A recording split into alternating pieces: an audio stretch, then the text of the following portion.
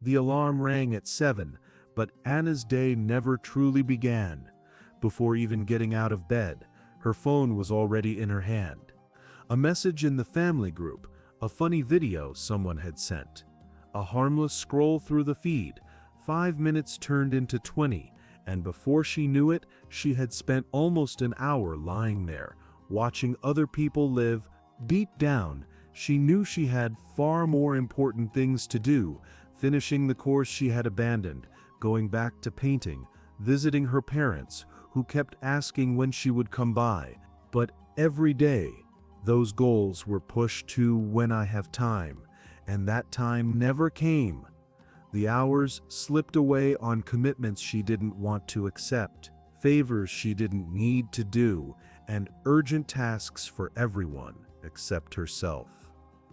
At night, lying in bed, she felt a strange kind of tiredness.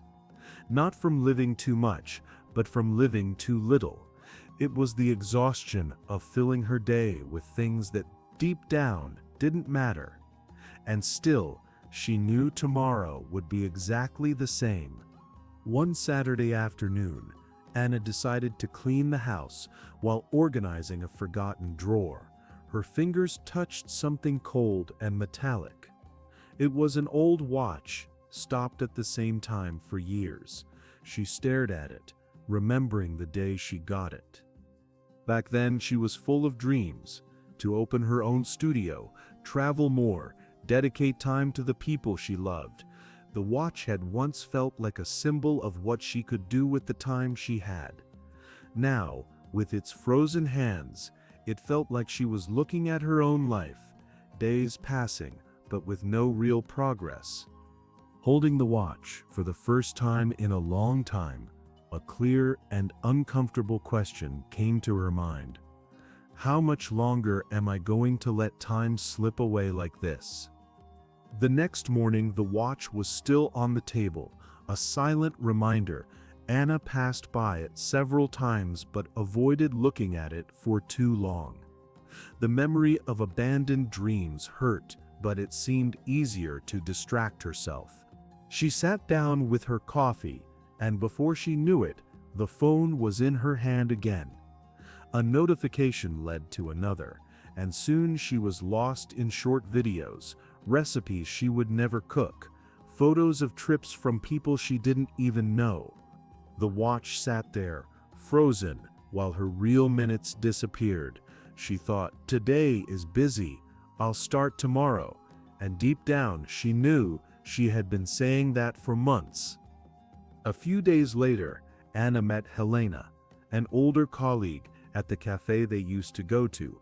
Between sips, Anna opened up about her routine, swallowing her days, and the frustration of seeing time vanish without doing what truly mattered. Helena listened silently, then said firmly, "Time is life, Anna. Every hour you give to what doesn't matter is a piece of life you will never get back." The words echoed in her mind. Before leaving, Helena gave her a simple challenge.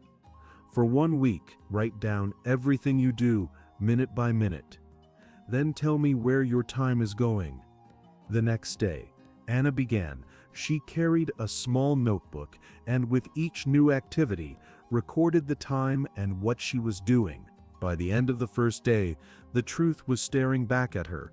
More than 3 hours spent scrolling through social media, almost 2 in conversations that went nowhere, and several others on tasks she would never have accepted if she had thought twice. Seeing it on paper was like turning on a light. For the first time, she could see where her time was disappearing. The next week became a battlefield. Notifications tried to pull her back into distraction. Friends invited her to just go out for a bit. Pointless meetings popped up. But she had allies, Helena's voice, reminding her that time is life, and the satisfaction of seeing, day after day, more hours free for things she truly wanted to do. Each no to something unimportant was a yes to taking her life back. Little by little, Anna began to feel like she was gaining time, not just passing through it. At the end of that week, Anna got a tempting invitation. An entire weekend at a social event she loved, old friends, music, food, long conversations. But she knew how it would go. 2 full days away from the things she had been trying to prioritize, and that familiar, sinking feeling on Monday that she had lost her time again.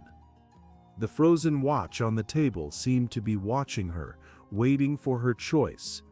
On Friday morning, she almost said yes to the invitation, but she remembered the hours written in her notebook, the promises she had been making to herself.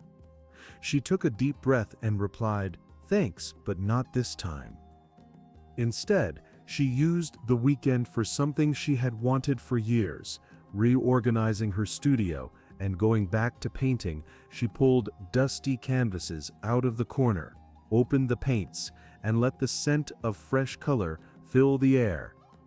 Hours passed, and for the first time in a long time, she didn't want to stop. By the end of 2 days, Anna had a nearly finished painting and an energy she hadn't felt in years. She realized that free time had always existed. She had just been giving it away to the wrong things. Now, every hour felt heavier, more valuable, and for the first time, she understood that protecting her time was really protecting her life.